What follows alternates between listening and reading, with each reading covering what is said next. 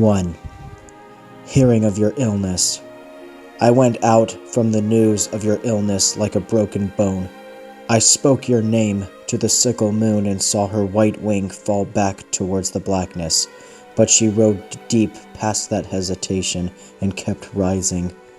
Then I went down to a black creek and alder grove that is Ohio like nothing else is, and told them there was an owl there, sick of its hunger, but still trapped in it, unable to be anything else. And the creek rippled on down over some dark rocks, and the alders breathed fast in their red blossoms. Then I lay down in a rank and spring-sweet field, weeds sprouting in the darkness, and some small creatures rustling about, living their lives as they do, moment by moment. I felt better telling them about you. They know what pain is, and they knew you. And they would have stopped too, as I was longing to do.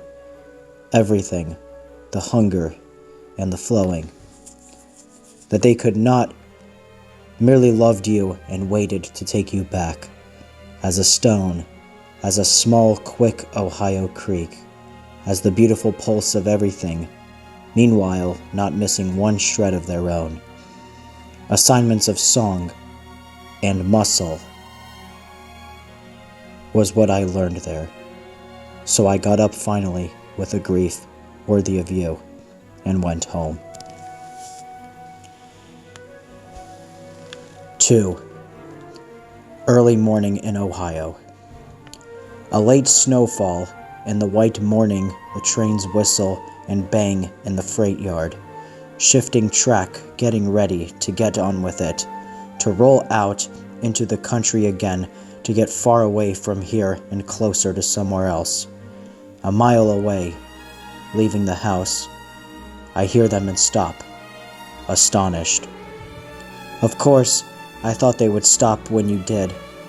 I thought you'd never sicken anyway, or, if you did, Ohio would fall down too, barn by bright barn, into hillsides of pain.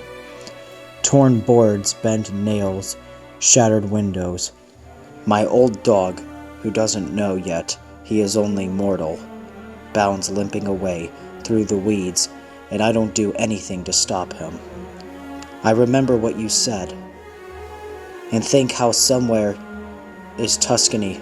A small spider might even now be stopping forth, testing the silks of her web, the morning air, the possibilities, maybe even, who knows, singing a tiny song?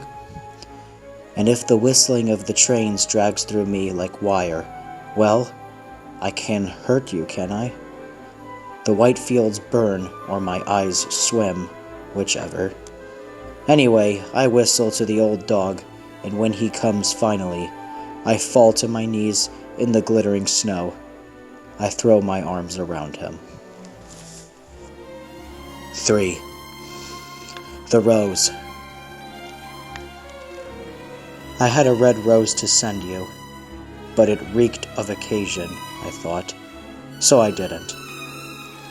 Anyway, it was the time the willows do what they do every spring, so I cut some down by a dark Ohio creek and was ready to mail them to you when the news came that nothing could come to you in time anymore, ever.